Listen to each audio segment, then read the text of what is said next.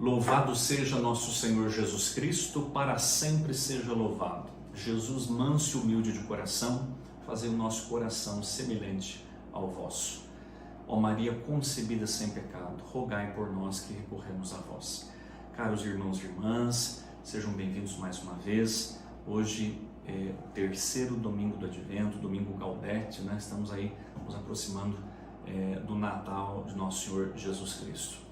O Padre avisa aqui antecipadamente, acabei esquecendo de falar na aula passada, foi 8 de dezembro a publicação, né? A gravação e publicação, de que de repente não dá certinho ali ser toda sexta, né? De repente, se a gente não publicou a aula na sexta, mas publica no sábado, no domingo, ou mesmo na segunda-feira, essa creio eu que será publicada ainda hoje, que o Padre está dizendo aqui no domingo do Advento, ou amanhã, segunda-feira, mas enfim, não importa. E depois, sobretudo, aí o Padre pede paciência a vocês que tá ouvindo aí, né, essa segunda aula, né? Tivemos a apresentação na semana passada, que talvez não dê também certo, tendo em vista as festividades aí de final de ano e começo de ano. Pode ser que não dê certo aí toda semana publicar a aula, mas fica salvo aí. Você que já se inscreveu, o sininho vai notificar que um vídeo novo foi postado, portanto a nova aula foi postada, tá bom? Tendo em vista aí a vida paroquial do Padre com as festividades do Natal do Senhor, pode ser que a gente não consiga publicar assim certinho semanalmente, mas vamos caminhando, porque a consagração a Nossa Senhora será no mês de maio, data que nós não definimos ainda, e o encontro presencial também não foi definido, que será no mês de abril, né, onde nós teremos a oportunidade de sanar as nossas dúvidas, um encontro de perguntas e respostas, e nós vamos explicar também como se dará a missa da consagração, né? Então isso em abril e maio, então nós temos um tempo tranquilo para caminhar sem pressa, né? Reitero aqui que essas explanações não dispensa você, filho e filha, de ler, de fazer a leitura do tratado. Então tem que ler esse livro, né? Então você tem que ler. Então o Padre não faz leitura do livro aqui, a gente lê alguns trechos, a gente faz explanações, explicações, mas você tem que ler, tá bom? O Padre já leu várias vezes. Todo ano, quando a gente renova, é importante ler também, né? Mas não é obrigatório. Agora, para fazer a primeira consagração pela primeira vez, tem que ter lido, né? Lido e compreendido, e por isso que nós estamos colocando aí essas explanações, essas aulas, né? Para ajudar você a compreender o Tratado da Verdadeira Devoção de São Luís de Montfort, né? Sabemos aí que temos muitos vídeos, né, na internet com outros padres, até mesmo padres da grande mídia católica, né? Tudo isso é para favorecer, para ajudar você a se encontrar, né? A amadurecer sua fé e também mergulhar no conhecimento aqui do mistério marial. E a minha intenção é lhe ajudar. Eu indiquei, além do tratado, claro, depois mais 4 livros, né, dessa coleção aqui, todos da editora Paulus, né? Creio que aí nos comentários também e na legenda, o Movimento Rosário Perpétuo de Jaú deve ter colocado também aí as indicações. O Padre também aqui indica este, que é um outro santo, não é? Não é São Luís, mas é o grande Santo Afonso Maria de Ligório, bispo e doutor da Igreja. Essa célebre obra é As Glórias de Maria. O que o livro traz? O livro é um comentário, portanto uma explicação, uma explanação da Salve Rainha, não é? Na primeira parte, o centro aí do livro é esse comentário da Salve Rainha. E na segunda parte, ele vai então meditar as dores de Nossa Senhora, outras devoções, outros atos de piedade, não é? E também trazendo orações de outros santos a Nossa Senhora, não é? Além de meditar as dores de Maria. E também uma parte aqui para meditação para 2 meses marianos, que é o mês de maio e o mês de outubro também. Meditações diárias para 2 meses marianos aí. Então vale a pena também, né, adquirir esse livro aqui, As Glórias de Maria. Né? Na aula passada nós havíamos dito, só fazendo uma pequena retrospectiva do finalzinho da nossa aula, né, que o Espírito Santo, digamos assim, ele escondeu Maria, ele não inspirou os autores a escrever sobre ela. O padre até citou o parágrafo 49 do tratado, que justamente diz a este respeito. Né? Eu lembro que eu li o parágrafo todo com vocês, né? E o padre reitera aqui, né? Foi por Maria que a salvação do mundo teve início e por ela deve consumar-se. Né? Maria praticamente não apareceu na primeira vinda de Cristo, para que os homens ainda pouco instruídos, esclarecidos sobre a pessoa de seu filho, não se distanciassem da verdade, não é? E assim vai, não é? Então, é preciso voltar, agora aqui já explicando e já adentrando nessa aula de hoje, é preciso voltar naquela época. Então, hoje nós somos instruídos, lá atrás não, a revelação ela não tinha sido captada. Jesus veio e revelou tudo. Depois de Jesus não tinha mais nada para revelar.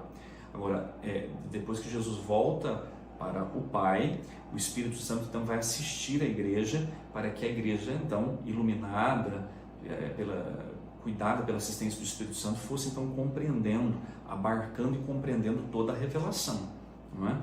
Então, lá atrás, naquela época, o povo não estava tão claro da figura de Jesus e nem da figura de Nossa Senhora. Por isso, então, Maria foi como que escondida, segundo esse parágrafo aqui, 49 do tratado, né? Então, falou-se pouco dela, porque o objetivo dos evangelhos, a intenção dos evangelhos é falar de Jesus e não de Maria. Por isso se fala pouco dela. Há um silêncio, né, marial nos evangelhos, né? Então, proposital, não é? Porque mais à frente vai se falar dela, não é? Por tantos santos, tantos homens e mulheres de Deus, né? E esse ilustre tratado da verdadeira devoção, que de grande inspiração de São Luís e que nos ajuda toda a igreja a compreender a devoção a Nossa Senhora. Então, se colocar naquela época, né? Imagina o povo daquela época ver ele, Jesus e ela juntos. Poderia haver uma mistura, não é? Devido a essa revelação não compreendida. Então, por isso, era a hora de ver ele, não é? Então, Maria até hoje nos aponta para o seu filho Jesus Cristo, né? Então, Nossa Senhora, na expressão de São Luís, né, é o paraíso terrestre, não é? Então, é o paraíso terrestre. Por isso, então, que naquela primeira vinda do Senhor, ela foi, então, ofuscada, escondida, né? Ficou na penumbra. E agora, então, a gente vive a hora de Maria, a era de Maria, né? Como diz aí muitos mariólogos, né? Baseados também em São Luís e em Santo Afonso de Ligório, né? O paraíso antigo, ele se tornara indigno de receber o Salvador, né? Pelo pecado, não é? A terra com muitas coisas, as pessoas com muitas coisas, as pessoas estavam desbaratadas, né? Enfim, Nossa Senhora então é esse paraíso, né? É esse endereço onde o Verbo vai descer e se fazer carne, né? Então, onde ele está, onde ele se fez carne, onde ele desceu, onde ele assumiu nossa natureza, onde ele se configurou a nós em tudo exceto no pecado, na Virgem Santíssima, não é? Por isso, então, é o paraíso terrestre. Agora, já adentrando aí o primeiro capítulo do Tratado da Verdadeira Devoção, de São Luís de Montfort, não é? Da necessidade aí de Maria. Nós precisamos de Nossa Senhora, não é? Nós precisamos de Nossa Senhora, nós precisamos dela para nós entendermos Jesus Nosso Senhor, sua primeira vinda e nos prepararmos para a segunda vinda. Nós somos seres mutáveis, a gente muda por demais, não é? Deus é imutável, né? Deus não é mutável, Deus é imutável, Deus é, pronto, acabou. Deus é Deus, não é? Então, ele decidiu uma coisa e pronto, está decidido. Nós decidimos, mas de repente a gente quer mudar de opinião, não é? Deus não, Deus decidiu e pronto, né? É a essência de Deus, não é? Ser imutável, não é? E nós não somos imutáveis, a gente é muito vulnerável, né? Então, São Luís fala dessa constância, né? a gente é convidado a sermos constantes, não é? A lutar por essa constância, né? Essa constância na fé, essa constância de espírito, né? Então ele coloca aqui dois princípios marianos, né? O primeiro princípio é Maria na encarnação. O segundo princípio é Maria na santificação das almas, né? Dois princípios, né? Então nós podemos mudar de ideia. Então nós falamos uma coisa, temos uma ideia, depois nós temos outra ideia, nós mudamos, enfim, né? Agora Nossa Senhora, ela deu o seu consentimento diante do arcanjo São Gabriel, não é? Ele foi então para anunciar que ela conceberia, né? Ela estava sendo convocada, né? Convidada para ser a mãe do Salvador, né? E ela então consentiu, não é? De ser a mãe, não é? E não só ser a mãe naquele momento diante do anjo e até o nascimento, mas do momento da anunciação, passando pelo nascimento e até a morte e ressurreição, sendo mãe até o fim. Então, constância, né? E nós somos inconstantes. Nós precisamos de Maria, não é? A Virgem de Nazaré, que agiu com constância, né? Ela foi então consciente do seu sim, né? E perseverante e renovando o seu sim a cada dia. Porque quando o anjo anunciou, ela respondeu. Ela fez uma pergunta: como se dará isso? Pois não conheço homem algum. O anjo explica, né? A sombra do Senhor virá sobre ti, né? O Senhor descerá sobre ti, virá sobre ti. A sombra do Altíssimo te cobrirá com a sua sombra.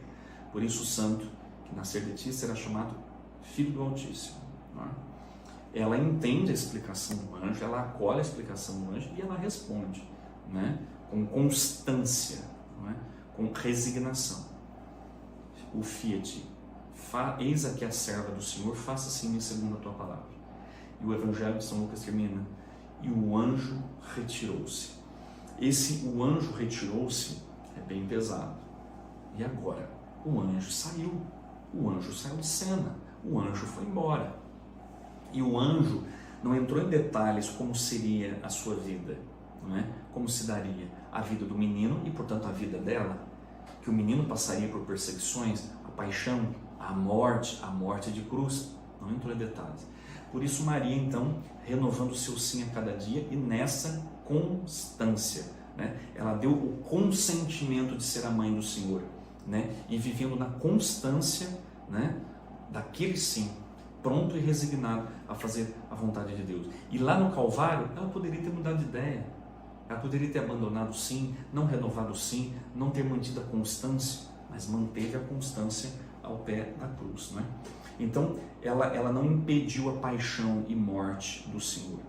Inclusive, há um pensamento de Santo Afonso de Ligório, que é justamente desse livro aqui, eu não me recordo o parágrafo, um pensamento um tanto quanto forte, né? Mas ele usa, claro, de uma comparação, e Santo Afonso diz assim: se no Monte Calvário faltasse algozes para a crucificação, Maria os ajudaria.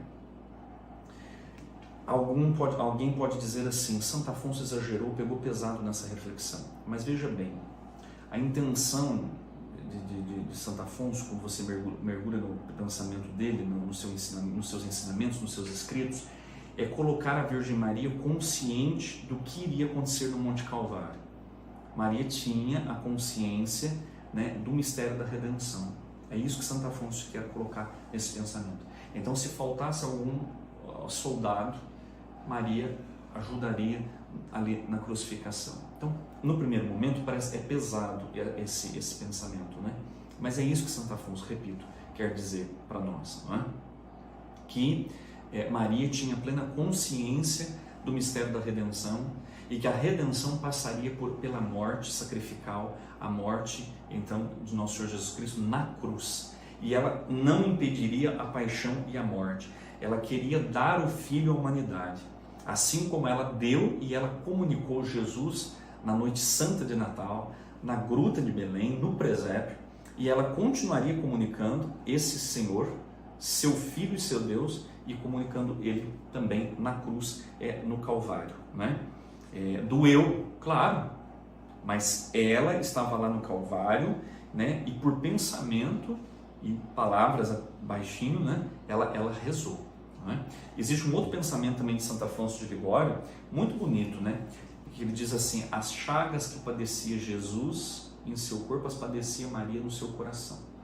Quem se encontrava no Calvário via 2 altares em que se consumavam 2 grandes sacrifícios. Olha que bonito, 2 grandes sacrifícios. Um no corpo de Jesus e o outro no coração de Maria, né? Então, 2 altares consumavam 2 grandes sacrifícios, né?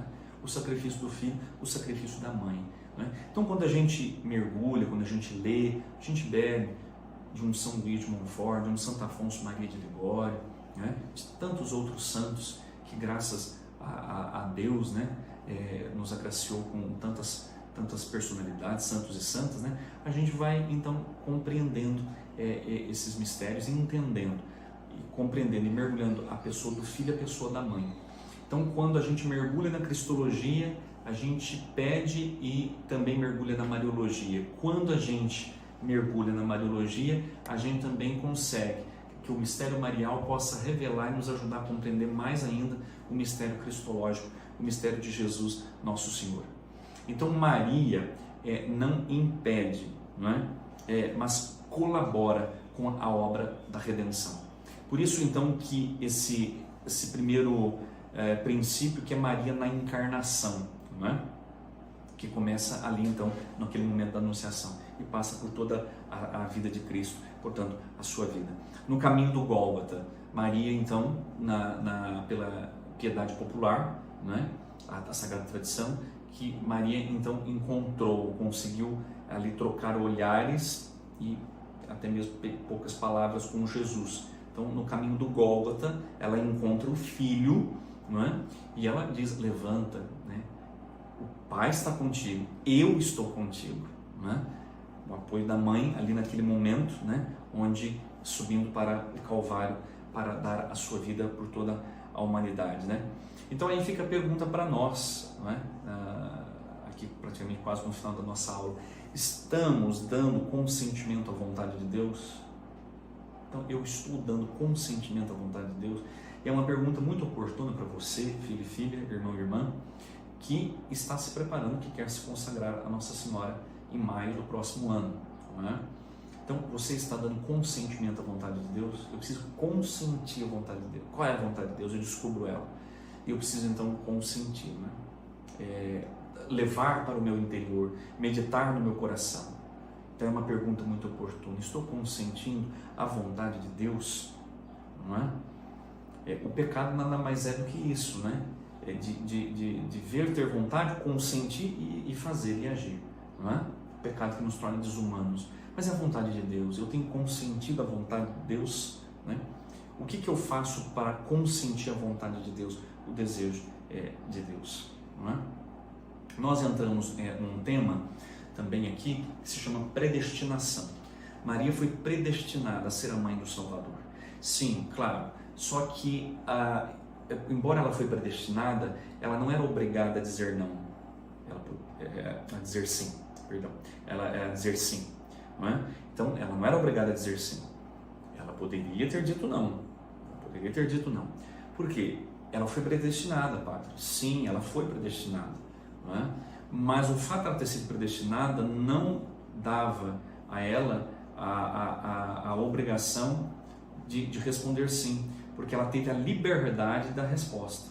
A resposta veio sim, mas poderia ter vindo não.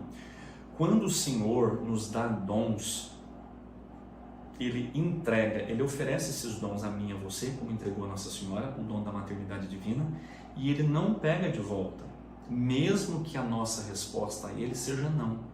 Uma vez dado, oferecido, não toma de volta. Lembro quando eu era criança e via muito isso, talvez até de minha parte, não é? E você, creio que vai entender o que o padre está dizendo, não é? Quando criança você dá uma coisa para outra criança, de repente acontece uma briga, um desentendimento, coisa de criança, você fala assim: me dá de volta aquilo que eu te dei. Não, quando eu te dei estava tudo bem, agora eu não gosto de você mais, pode me devolver aí o presente que eu te dei. né? Muito comum isso, né? Nessa inocência das crianças, né? Com Deus não funciona assim, de que Deus dá e depois toma de volta. Então, foi dado a Nossa Senhora o dom da maternidade, a predestinação de Maria, predestinada a ser a mãe do Salvador. Mas ela poderia ter respondido não. Mas graças ao bom Deus, o céu todo esperava o sim dela, né? Como reza tantos textos aí teológicos, poéticos, né? Esperava o sim de Maria e o sim veio, né? Mas na liberdade, mas com resignação, com constância a Deus, né? Assim como nós somos predestinados ao céu. O céu é o nosso destino. Deus nos deu o dom da imortalidade. Eu tenho o dom da imortalidade. Você que está ouvindo o Padre tem o dom da imortalidade, né? Então nós temos o dom da imortalidade. Então está dado, não foi tirado. Agora, pode ser que eu não corresponda a esse dom. Eu esqueça que eu tenho uma alma imortal, eu esqueço de cuidar do espírito, cuidar da alma, eu esqueço de alimentar minha fé, não é? Então eu não vou usufruir desse dom da imortalidade, não é? Eu vou esquecer do céu, não vou para o céu, eu não vou alcançar a salvação, não é? Porque Deus não quer, porque Deus não me deu esse dom da imortalidade, não me mostrou esse destino do céu. Claro que Ele mostrou. Ele disse: o destino de vocês não é ir para o cemitério, não é ficar debaixo da terra, é ir para o céu, não é? O céu é o nosso lugar, é o nosso destino. Só que a gente precisa corresponder, a constância. Então eu tenho vivido com constância para a minha salvação, para o céu, não é? Então a gente percebe aqui que o tratado, ao falar de Maria, né, traz esses temas que são importantes e pertinentes, né? Não fala só de Maria especificamente, mas ao falar de Maria traz esses temas que envolvem todo o mistério antropológico, o mistério que nós somos para nós mesmos, né? Como esse aqui da predestinação. Então a predestinação de Maria e a nossa predestinação. Maria, predestinada a ser a mãe do Salvador, poderia ter dito não, respondeu sim. Eu sou predestinado ao céu, o nosso destino é o céu. Eu posso responder sim, cuidar da minha vida espiritual. Posso responder não. E não está nem aí, nem se importar com as coisas de Deus, com as coisas do céu, com as coisas do alto, não é? Por isso, a questão da constância, não é? Então, o segundo princípio, nós vamos ver na próxima aula, não é? Como eu acho que eu falei no vídeo passado, a gente fazer aulas aí de 20 a 30 minutos, nada mais que isso, para também não ficar cansativo. O vídeo fica salvo aí, você pode ver, rever, enfim, né? E deve rever sim, né? E continuando fazendo a leitura aí paralela ao livro, né? Acompanhe as aulas, livro e aula, que vai dar tudo certo, né? E não esquecer aquele bloquinho, aquele caderno ali de anotações, dúvidas, só de dúvidas, né? Dúvidas, perguntas, né? Em torno da fé e do mistério marial, para que naquele encontro presencial a gente possa sanar as nossas dúvidas, não é?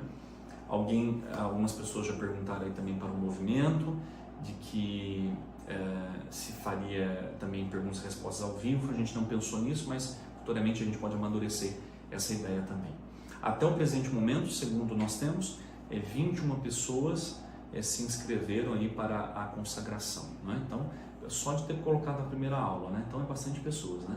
Então vamos aí divulgando e nós vamos fazer aí uma consagração bonita em maio do ano que vem, né?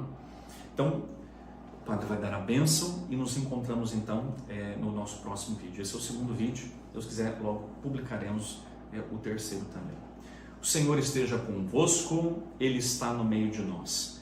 Abençoe-vos o Deus Todo-Poderoso, Pai e Filho e Espírito Santo. Amém. Louvado seja nosso Senhor Jesus Cristo, para sempre seja louvado. Salve Maria.